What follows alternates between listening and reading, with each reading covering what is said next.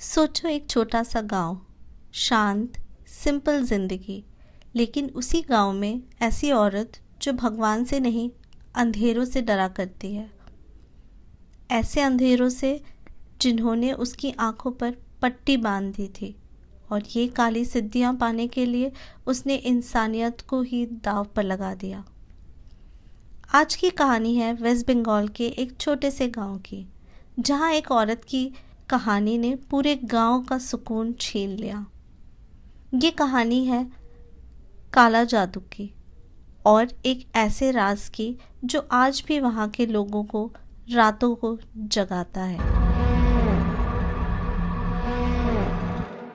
ये कहानी शुरू होती है साल 2004 के आसपास। वेस्ट बंगाल का एक बहुत ही खूबसूरत पर छोटा सा गांव।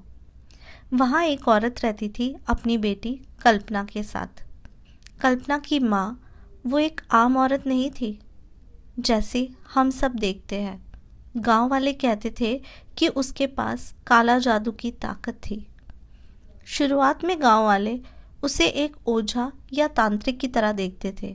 लोग सोचते थे कि वो भूत प्रेत भगा सकती है, बीमारी का इलाज कर सकती है।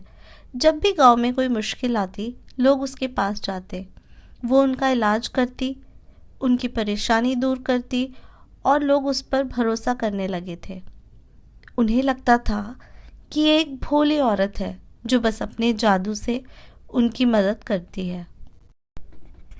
लेकिन धीरे धीरे बातें बढ़ने लगी।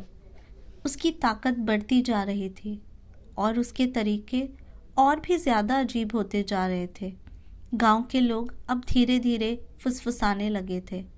वो कहने लगे थे उसके इलाज का मतलब है किसी और की बलि।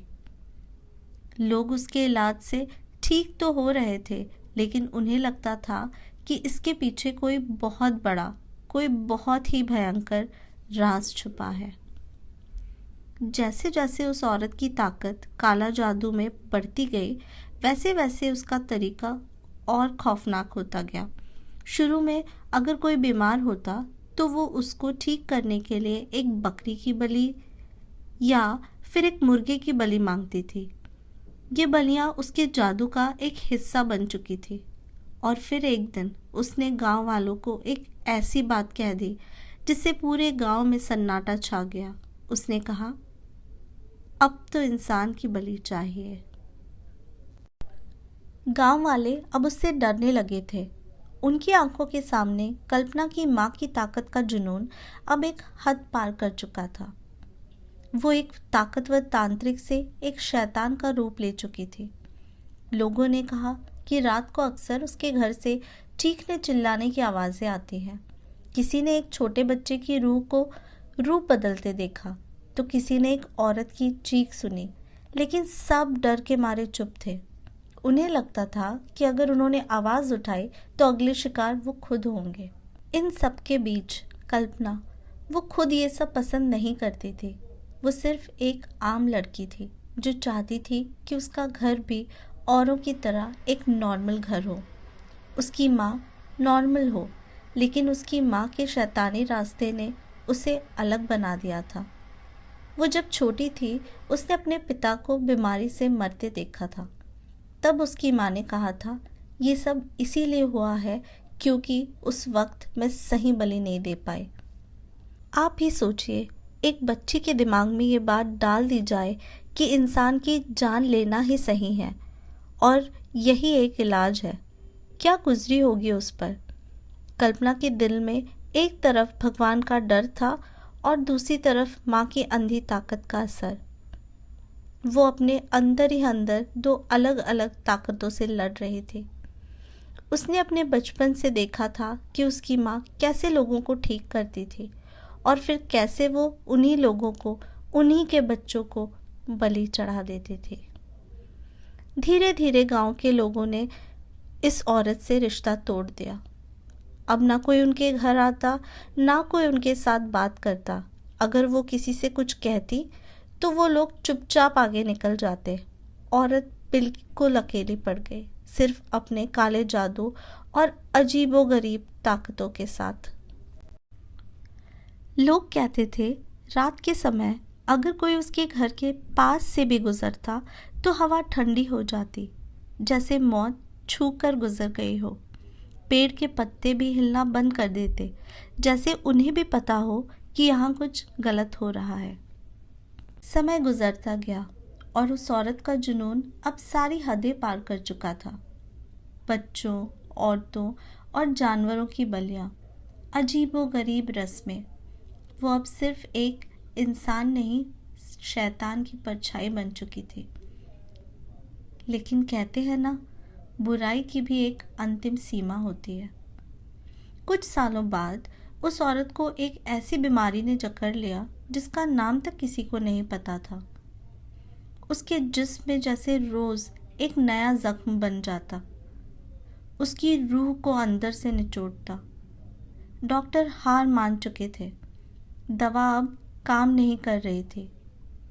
सोचो, वो औरत जो मौत का खेल खेलती थी कभी, अब खुद मौत के बिस्तर में पड़ी थी।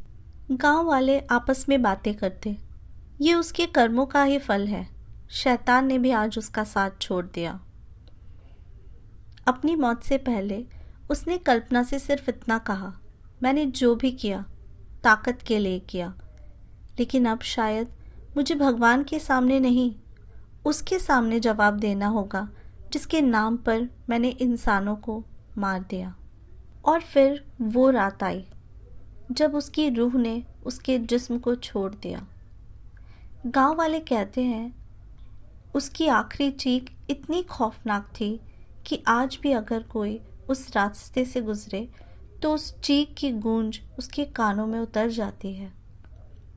वो आखिरी चीख उसके बुरे कर्मों की सज़ा थी और उसके अंदर छुपे शैतान का आखिरी चिल्लाना, जिसे सुनकर मौत भी कांप उठे। लेकिन सज़ा का सिलसिला यहीं ख़त्म नहीं हुआ। वो औरत तो चली गई, पर कल्पना, वो उसके पीछे अकेली रह गई। गांव वाले उसे कभी अपना नहीं पाए। उन्हें कल्पना में भी उसकी माँ की परछाई नजर आती थी। उस मासूम को हर जगह से ताने मिलते। बच्चे उसके पास आना नहीं चाहते थे, बड़े उससे बात नहीं करते थे। मासूमों की इतनी मौत देखकर गांव वाले भी शायद निर्दयी हो चुके थे। उनके दिल में भी सिर्फ गुस्सा और नफरत थी।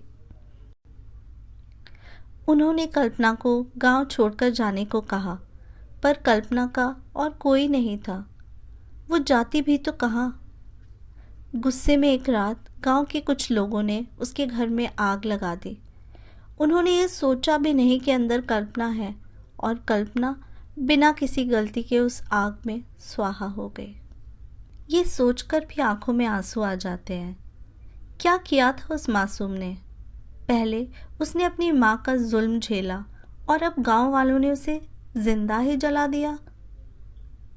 सोचने वाली बात यह है, क्या इंसान की ताकत का जुनून उसे इतना अंधा कर देता है कि वो अच्छाई और बुराई का फर्क ही भूल जाए?